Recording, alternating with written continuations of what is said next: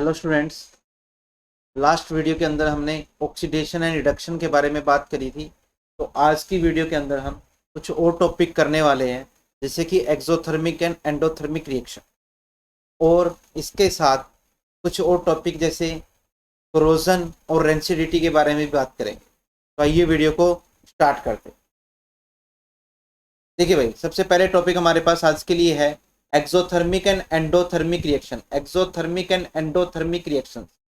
देखिए भाई, अगर हम हीट के बेसिस पर रिएक्शंस को डिवाइड करें, यानी कि हीट एंटर हो रही है या हीट जो है एग्जिट हो रही है, तो हमारे पास जो रिएक्शन है वो दो टाइप की बनती है। एक होती है एक्सोथर्मिक रिएक्शन और दूसरी होती है एंडोथर्मिक रिएक्शन। यानी कि हीट के बेसिस पे हम रिएक्शंस को टू पार्ट्स में डिवाइड कर सकते हैं। एक है एक्सोथर्मिक रिएक्शन और दूसरा है हमारे पास एंडोथर्मिक रिएक्शन। एक्सोथर्मिक रिएक्शन किसको बोलते हैं? देखिए, एक्सोथर्मिक रिएक्शन हम उस रिएक्शन को बोलते हैं जिसके अंदर क्या होती है, हीट इवोल्व हो रही है, यानी कि जो हीट है वो उस रिएक्शन में से बाहर निकल रही है। उसमें से क्या निकल रही है? बाहर की तरफ आ रही है। उस रिएक्शन को हम क्या बोलते हैं? एक्सोथर्मिक रिएक्शन बोलते हैं। कौन सी रिएक्शन बोलते हैं भाई? एक्सोथर्मिक रिएक्शन बोलते हैं। तो एक्सोथर्मिक रिएक्शन क्या होती है? The reaction which produces energy is called exothermic reaction. वो रिएक्शन जो एनर्जी जो है वो प्रोड्यूस करती है, यानी कि हीट की फॉर्म में एनर्जी को रिलीज करती है, उसको हम क्या बोलते हैं? एक्सोथर्मिक रिएक्शन बोलते हैं। Most of the decomposition reaction are exothermic, यानी कि मोस्ट ऑफ द जो रिएक्शन हमारे पास डीकम्पोजिशन है, तो वो कौन सी रिएक्शन हमारे पास? एक्सोथर्मिक रिएक्शन होती है। यानी कि एक्सोथर्मिक रिएक्शन क्या हुई? जिसके दौरान क्या हुई?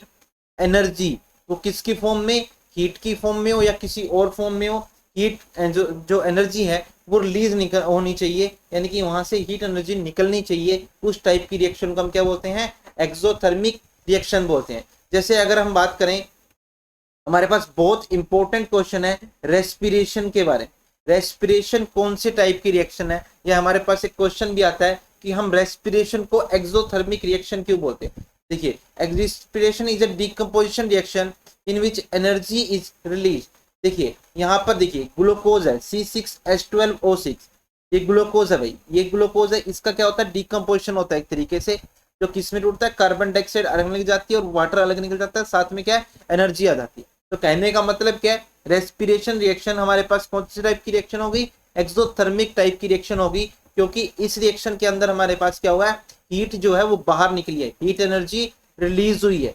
हीट एनर्जी क्या हुई है? रिलीज हुई है। उस टाइप की रिएक्शन को हमने क्या बोला है? एक्सोथर्मिक रिएक्शन का नाम दिया। कौन सी रिएक्शन का नाम दिया? एक्सोथर्मिक रिएक्शन का। तो रेस्पिरेशन हमारे पास कौन सी टाइप की रिएक्शन होगी? एक्सोथर्मिक। एक्सोथर्मिक रिएक्शन बेसिकली क्या है? जिसमें से एनर्जी रिलीज हो रही हो। वो एनर्जी किसी भी फॉर्म में हो सकती है, हीट की फॉर्म में हो सकती है या सिंपल एनर्जी अलग अलग फॉर्म में हो सकती है। आगे हम बात करें, जैसे अगर when quicklime calcium oxide is added to water it release energy. ये क्या करता है? एनर्जी रिलीज करता है। जब हम क्या करते हैं? क्विकलाइन को वाटर के अंदर ऐड करते हैं, तो वह क्या करता है? एनर्जी रिलीज करता है। किसकी फॉर्म में रिलीज करता है? हीट की फॉर्म में रिलीज करता है। किसकी फॉर्म में एनर्जी रिलीज करेगा? हीट की फॉर्म में रिलीज करेगा। अब ये है क्या एक्चुअली? ये किस चीज के बारे में बात कर रहे हैं? ये बात कर रहे हैं भाई, जो घरों में व्हाइट वॉशिंग होती है ना, घरों में जो व्हाइट वॉशिंग होती है, तो हम सफेदी बोलते हैं, व्हाइट वॉशिंग। तो उस टाइम पे जब व्हाइट वॉशिंग होती है, तो चूना होता है ना, उसको जब पानी के अंदर मिलाया जाता है, तो चूने को पानी के अंदर मिलाया जाता है, तो उसको बोला जाता है कि कभी भी हैंड से टच नहीं करना चाहिए। तो उसको मिक्सिंग के लिए हम स्टिक का यूज करते हैं। मिक्सिंग के लिए किसका यूज करते हैं? स्टिक का यूज करते हैं। ऐसा क्यों होता है? क्योंकि जब जो चूना होता है वो होता है क्विकलाइन को बोलते हैं। जब क्विकलाइन वाटर के अंदर मिलाया जाता है, तो ये क्या करता है? हीट एनर्जी रिलीज करता है। और अगर हम इसको हैंड से टच करेंगे तो क्या होगा? ये हमारे हैंड्स को खराब कर सकता है, ठीक है, हमारी स्किन को जला सकता है एक तरीके से। तो हम कह सकते हैं जो व्हाइट वॉशिंग है उसके दौरान, व्हाइट वॉशिंग जब होती है तो उसमें जो चूना है वो पानी में मिलाया जाता है, तो वो कौन सी टाइप की रिएक्शन होगी? वो हमारे पास एक्सोथर्मिक टाइप की रिएक्शन होगी, क्योंकि उसके अंदर से क्या होता है? हीट एनर्जी रिलीज होती है। कौन सी एनर्जी रिलीज होती है? हीट एनर्जी रिलीज होती है। तो ये हमारे पास एक टाइप का रिएक्शन हो गया, एक्सोथर्मिक रिएक्शन। नेक्स्ट हम बात करते हैं एंडोथर्मिक रिएक्शन के अंदर। एंडोथर्मिक रिएक्शन का नाम क्या है? देखिए भाई, जैसे नाम से ही पता करते हैं, एंडो मतलब अंदर, थर्मिक मतलब हीट। जब हीट क्या हो रही हो, जब किसी भी रिएक्शन के दौरान हीट एब्जॉर्ब हो रही हो, किसी भी रिएक्शन के दौरान हीट जो है वो एब्जॉर्ब हो रही हो, तो उसको हम क्या बोलते हैं, एंडोथर्मिक रिएक्शन का नाम देते हैं। कौन सी रिएक्शन का नाम देते हैं, एंडोथर्मिक रिएक्शन। तो एंडोथर्मिक रिएक्शन क्या होती है, एक केमिकल रिएक्शन, एक chemical reaction in which heat energy is absorb is called endothermic reaction. वो रिएक्शन जिसके दौरान क्या होता है, हीट एनर्जी एब्जॉर्ब होती है, उसको हम क्या बोलते हैं, एंडोथर्मिक रिएक्शन बोलते हैं। For example decomposition of calcium carbonate. अगर आप कैल्शियम कार्बोनेट को डीकंपोज करोगे तो उसको क्या करना पड़ेगा, आपको हीट देनी पड़ेगी।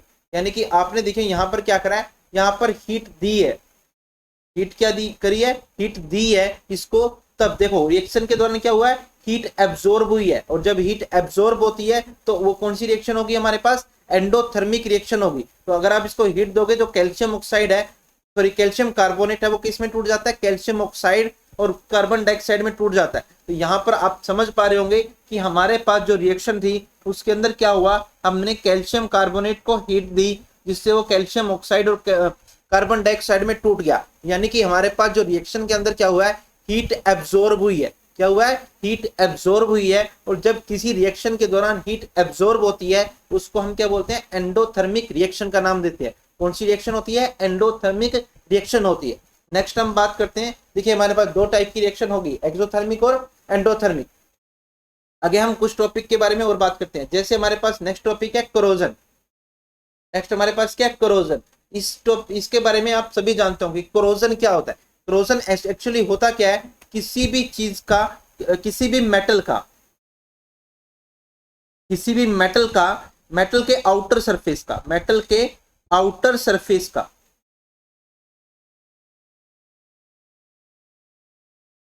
स्लो ईटिंग, यानी धीरे धीरे खत्म हो जाना।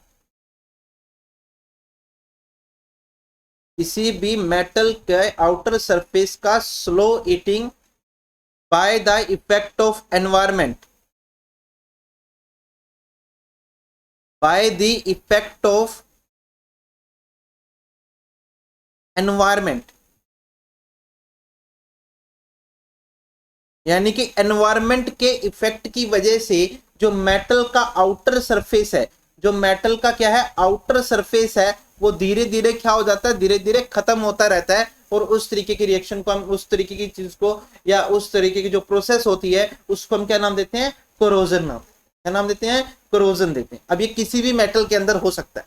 जैसे आयरन के केस में क्या होता है, आयरन को अगर आप काफी टाइम तक छोड़ दोगे तो उसके ऊपर रेडिश ब्राउन कलर का, रेडिश ब्राउन कलर का, रेडिश ब्राउन कलर की एक लेयर जम जाती है। ठीक है, तो इसको हम क्या बोलते हैं, कोरोजन बोलते हैं। किसमें, आयरन के ऊपर कोरोजन हो। लेकिन आयरन के ऊपर जो कोरोजन होता है उसको स्पेशल नाम दिया जाता है, रस्टिंग ऑफ आयरन।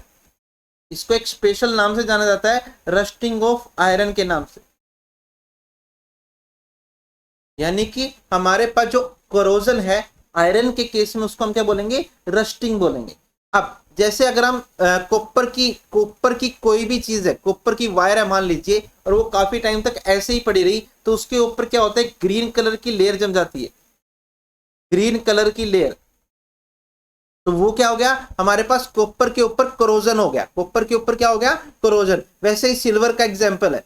सिल्वर को अगर आप, सिल्वर के जितने भी ऑर्नामेंट्स होते हैं यानी कि जो आभूषण होते हैं, तो अगर आप सिल्वर के आभूषण काफी टाइम तक रखे रहेंगे तो वो ब्लैक पड़ जाते हैं, वो ब्लैक कलर के हो जाते हैं, थोड़ा सा ब्लैक कलर आ जाता है उनके ऊपर। ऐसा क्यों होता है, क्योंकि जो सिल्वर की जो अपर लेयर होती है वो उसके ऊपर एक लेयर आ जाती है, यानी कि वो एनवायरनमेंट के इफेक्ट की वजह से धीरे धीरे खत्म होती रहती है। तो जो कलर क्या होता है उसका, ब्लैक कलर होता है। तो इस तरीके की जो स्लो ईटिंग, जो स्लो प्रोसेसेस हैं उसको हम क्या बोलते हैं, उसको हम बोलते हैं कोरोजन।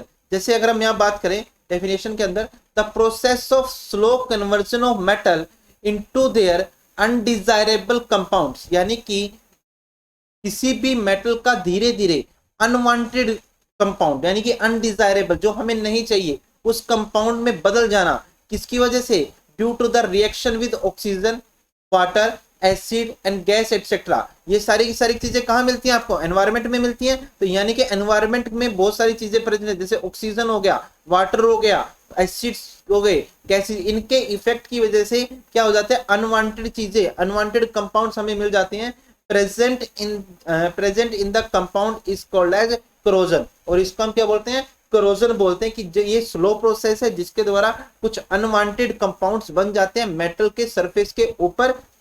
किसकी वजह से, ऑक्सीजन की वजह से, वाटर की वजह से, एसिड की वजह से, या गैसेस की वजह से, जो एनवायरमेंट में, एटमॉस्फेयर में प्रेजेंट होते हैं या एनवायरमेंट में प्रेजेंट होते हैं, तो उसको हम क्या बोलते हैं, करोजन। जैसे एग्जांपल हमारे पास क्या है, रस्टिंग ऑफ आयरन, एग्जांपल हमारे पास क्या है, रस्टिंग ऑफ आयरन। अब कुछ एग्जांपल्स और देखते हैं इसके अंदर, जैसे हमारे पास ये रस्टिंग है, रस्टिंग हम किसको बोलते हैं, देखिए भाई, रस्टिंग का मतलब क्या है, रस्टिंग है iron when react with oxygen, जब आयरन ऑक्सीजन के साथ रिएक्ट करता है, and moisture forms red substance which is called rust.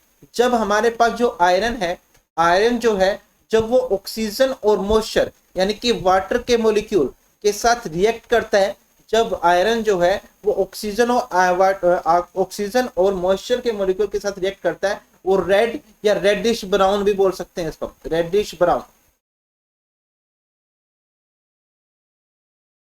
Reddish brown colour का एक सब्सटेंस बनाता है, जिसको हम क्या बोलते हैं, रस्ट बोलते हैं, जिसको हम क्या बोलते हैं, रस्ट बोलते हैं, या रस्टिंग बोल सकते हैं। नेक्स्ट है हमारे पास इसके अंदर, जैसे रिएक्शन दे रखी है, Fe plus 3O2 plus H2O gives Fe2O3 जो किसके अंदर रस्ट है, इसको हम क्या बोलते हैं, रस्ट। इसका दूसरा नाम है hydrated ferric oxide, hydrated ferric oxide, rust का केमिकल नेम क्या है, हाइड्रेटेड फेरिक ऑक्साइड। यानी कि जो आयरन है वो ऑक्सीजन और वाटर के साथ रिएक्ट करा और उसने क्या बनाया, Fe2O3 यानी कि हाइड्रेटेड फेरिक ऑक्साइड। तो इसको हम क्या नाम देते हैं, रस्ट का नाम देते हैं। ये हमारे पास क्या है, रस्ट है। आगे हम बात करें, rusting of iron is a redox reaction. हमारा जैसे हमने रिडॉक्स रिएक्शन के बारे में बात करी थी लास्ट वीडियो के अंदर, ऑक्सीडेशन और रिडक्शन जिसके अंदर होती है तो उसको हम रिडॉक्स रिएक्शन का नाम देते हैं। तो यहाँ पर देखिए, यहाँ पर आयरन के अंदर क्या हो रहा है, ऑक्सीजन ऐड हो रही है, यहाँ पर क्या ऑक्सीडेशन हुई है, ठीक है। तो इस तरीके से हम ये कौन सी रिएक्शन हुई, रिडॉक्स रिएक्शन हुई। आगे हम बात करें क्रोजन, क्रोजन या रस्टिंग वीकन द आयरन। जो रस्टिंग है वो आयरन को धीरे धीरे वीक करता रहता है। Steel object and structure such as railing, car bodies, bridge, ships etcetera. यानी कि जहां जहां पर भी आयरन होगा वहां पर कोरोजन की वजह से वो आयरन क्या होता रहेगा, वीक पड़ता रहेगा। जैसे आयरन की जितने, जैसे स्टील ऑब्जेक्ट्स होते हैं, ये जैसे हम बात करें आयरन जो है उसके एलॉयज होते हैं, उनमें एक एलॉय है स्टील। स्टील अलग अलग टाइप के हो सकते हैं। जो स्टील है वो रस्ट की वजह से खराब हो जाता है। उसके बाद जैसे रेलिंग्स होती हैं, कार बॉडीज होती हैं, ब्रिजेस होते हैं, शिप्स होते हैं, ये सारी की सारी चीजें जो है आयरन के ऊपर रस्ट लगने से, यानी कि आयरन के धीरे धीरे खत्म होने से ये चीजें खराब होती रहती हैं। अब रस्टिंग से बचा कैसे जा सकता है, प्रिवेंट कैसे कर सकते हैं।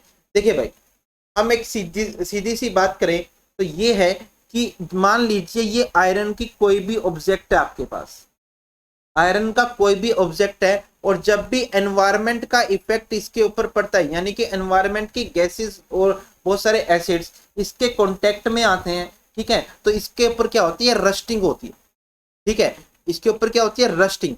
अब यदि ये चीजें, एनवायरनमेंट की चीजें आयरन के कांटेक्ट में ही ना आए, आयरन के कांटेक्ट में ही ना आए, और कुछ ऐसा कर दिया जाए कि यहाँ पर एक लेयर जम जाए और ये सारी चीजों से बचाया जा सके आयरन को, तो हम क्या कर सकते हैं, उसको रस्टिंग से बचा सकते हैं। यानी कि जब तक आयरन के कांटेक्ट में ऑक्सीजन और वाटर के मॉलिक्यूल नहीं आएंगे तब तक उसके ऊपर रस्टिंग नहीं हो सकती, ठीक है। तो हम क्या करते हैं, इसको आयरन की बॉडी को इन सब चीजों से बचा सकते हैं। कैसे बचा सकते हैं, सबसे पहले पेंट कर दो, बाय पेंटिंग। जब हम पेंटिंग करते हैं तो जो हमारे पास ऑक्सीजन है या वाटर के मॉलिक्यूल है वो डायरेक्ट आयरन के कांटेक्ट में नहीं आ सकते, और जब वो कांटेक्ट में नहीं आएंगे तो रिएक्शन नहीं हो पाएगी। नेक्स्ट है हमारे पास greasing and oiling. Greasing and oiling से भी इस तरीके से बचा जा सकता है, क्योंकि देखिए ग्रीसिंग और ऑयलिंग का मतलब क्या है, ऑयल के साथ कभी भी वाटर जो है वो मिक्स नहीं होता, उसके अंदर वो पेनिट्रेट नहीं कर सकता। ग्रीस के अंदर या ऑयल के अंदर, तो जो वाटर है वो बाहर ही रह जाता है, आयरन के कांटेक्ट में नहीं आ पाता। और तो हम क्या कर सकते हैं, इस तरीके से रस्टिंग से बचाया जा सकता है आयरन को। आगे है भाई गल्वेनाइजेशन। नेक्स्ट प्रोसेस हमारे पास क्या है, गल्वेनाइजेशन। गल्वेनाइजेशन क्या होता है, कोटिंग, ये होती है भाई कोटिंग ऑन आयरन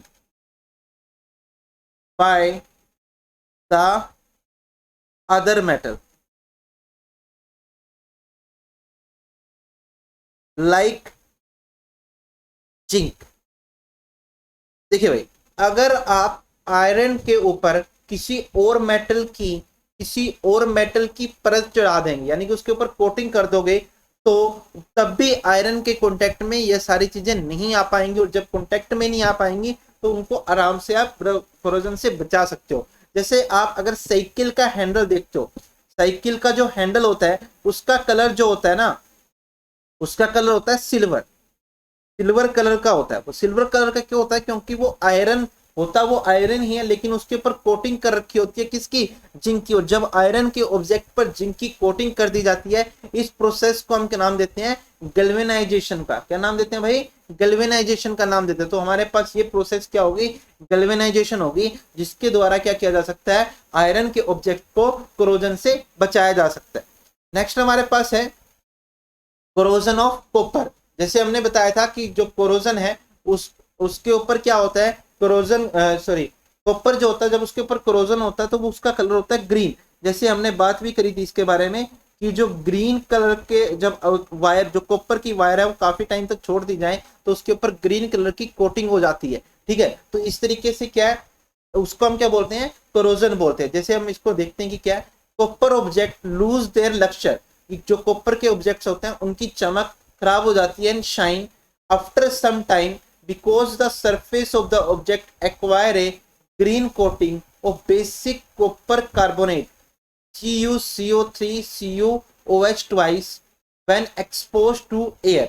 यानी कि जब क्या होगा, जब आप कॉपर को काफी टाइम तक एनवायरनमेंट में खुला छोड़ दोगे तो वो अपने लक्ष्चर को यानी अपनी चमक को खत्म कर देता है, क्योंकि वो क्या कर लेता है, उसके ऊपर ग्रीन कलर की एक कोटिंग आ जाती है। कौन से कलर की कोटिंग आ जाती है भाई, ग्रीन कलर की कोटिंग आ जाती है, जिसका किसकी वजह से, क्योंकि वहां पे कॉपर कार्बोनेट बन जाता है, जिसका फॉर्मूला है CuCO3.CuOH ट्वाइस। इसका नेचर क्या है, इसका नेचर होता है बेसिक नेचर, ये बेसिक नेचर का होता है। व्हेन जब इसको हम एक्सपोज करेंगे एयर के अंदर, जब इसको एयर के अंदर खुला छोड़ेंगे तब ये सारी रिएक्शन होती हैं। जैसे कॉपर कार्बन डाइऑक्साइड और ऑक्सीजन और वाटर के साथ रिएक्शन करता है और क्या बनाता है, कॉपर कार्बोनेट, यानी कि बेसिक का कॉपर कार्बोनेट बना लेता है, जिसका कलर हमारे पास क्या होता है, ग्रीन। तो हम इसको बोल सकते हैं कि जो हमारे पास कॉपर के ऊपर जो कोरोजन होता है वो कौन से कलर का होता है, ग्रीन कलर का कोरोजन होता है कॉपर के ऊपर। इसकी और कोरोजन जो होता है वो कंपाउंड कौन सा है, कॉपर कार्बोनेट। ठीक है, कॉपर कार्बोनेट। ठीक है, फॉर्मूला है CuC3.CuOH ट्वाइस। ये हमारे पास हो गया कोरोजन कॉपर के ऊपर। नेक्स्ट हम बात करें इसके अंदर corrosion on silver metal. Corrosion on silver metal, तो जो सरफेस है, the surface of silver metal get tarnished, यानी कि डल पड़ जाता है, व्हेन एक्सपोज टू एयर, कि जब सिल्वर मेटल को आप एक्सपोज करोगे एयर में, यानी एयर में खुला छोड़ोगे, तो उसका जो सरफेस है वो डल पड़ जाता है, due to the formation of, किसकी वजह से, of coating of black silver sulphide. इसकी वजह से सिल्वर सल्फाइड की कोटिंग की वजह से on its surface by the action of H2SO gas present in the air, क्योंकि वहां पर हाइड्रोजन सल्फाइड गैस होती है, उसकी प्रेजेंस की वजह से क्या होता है, वो सिल्वर सल्फाइड का निर्माण करता है, और जो शाइनिंग है वो धीरे धीरे खत्म हो जाती है, और वो कलर कौन सा बनाता है, ब्लैक कलर का निर्माण करता है। कौन से कलर का, ब्लैक कलर का। तो आप यहाँ देख पा रहे होंगे ये रिएक्शन है, कॉपर नहीं है यहाँ पर भाई, ये सिल्वर है, Ag, ये सिल्वर है भाई, Ag जब H2SO4 यानी हाइड्रोजन सल्फाइड के साथ रिएक्शन करता है तो सिल्वर सल्फाइड प्लस H2O बनाता है। ठीक है, जो कि ये यहाँ पर सिल्वर सल्फाइड का कलर क्या हो गया, ब्लैक कलर हो जाता है। ठीक है, तो ये था हमारे पास। आगे हम बात करते हैं एक टॉपिक हो रहा है रेंसिडिटी। देखिए भाई रेंसिडिटी है क्या, जैसे मेटल के ऊपर क्या होता है, कोरोजन होता है, मेटल के ऊपर क्या होता है, कोरोजन होता है, उसी तरीके से हमारे पास प्रोसेस है रेंसिडिटी। रेंसिडिटी क्या होती है, रेंसिडिटी होती है कि जब आप फैटी सब्सटेंस को यानी कि फैट वाली चीजों को काफी टाइम तक खुला छोड़ देते हो, तो जो फैट है उसका ऑक्सीडेशन, या फैट या ऑयल, कोई भी चीज हो, फैट प्लस ऑयल वाली चीजों को जब आप ऑक्सीजन में खुला छोड़ते हो, ऑक्सीजन में खुला छोड़ने की वजह से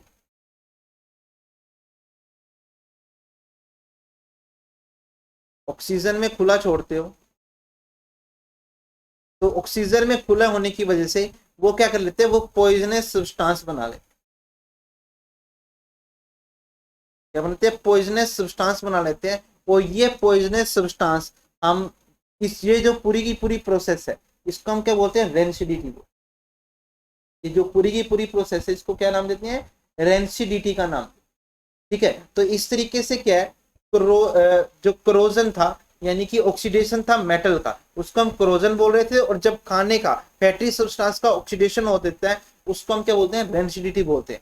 जैसे हम यहाँ देखें, the taste and colour of food material, जो फूड मटेरियल है उसका टेस्ट और कलर कंटेनिंग फैट, जिसमें फैट है, एंड ऑयल है, change when they are left expose to air, जब उनको आप एयर में खुला छोड़ देते हो फॉर ए लॉन्ग टाइम, काफी टाइम तक, तो उसके ऊपर क्या होता है, उसका जो ऑर्डर है और उसका जो टेस्ट है वो खत्म हो जाता है। दिस इज कॉल्ड रेंसिडिटी, और इसको हम क्या बोलते हैं, रेंसिडिटी बोलते हैं। It is caused due to the oxidation of fat and oil present in the food. ये होता क्यों है, क्योंकि हमारे पास जो ऑक्सीजन जो फूड है उसके अंदर जो फैट होता है उसकी ऑक्सीडेशन हो जाती है, उसकी क्या हो जाती है, ऑक्सीडेशन हो जाती है, यानी कि ऑक्सीजन की प्रेजेंस में वो रिएक्शन कर जाता है, तो उसका जो टेस्ट है और उसकी जो स्मेल है, ऑर्डर है, वो बदल जाता है और वो पॉइजनस हो जाता है।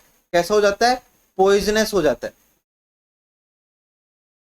ठीक है, और इसको ऐसे खाने को खाना बहुत ज्यादा हानिकारक हो सकता है। जैसे अगर हम बात करें, अगर हम मार्केट से चिप्स या कुरकुरे लेकर आए, ठीक है, तो जब हम चिप्स या कुरकुरे लेकर आते हैं तो वो पैकेट में बंद होते हैं, लेकिन अगर उस आप पैकेट को खोल दो और काफी टाइम मतलब अगले या तीसरे दिन अगर आप उसको देखो तो उसके अंदर क्या हो जाता है, उसका वो टेस्ट नहीं रहता ना, उसके अंदर से अजीब सी स्मेल आने लग जाती है, यानी कि वो खराब हो जाते हैं। ठीक है, तो इस प्रोसेस को हम क्या बोलते हैं, रेंसिडिटी बोलते हैं। अब इस रेंसिडिटी से बचा कैसे जा सकता है, रेंसिडिटी से बचा कैसे जा सकता है, इसको आप देखिए।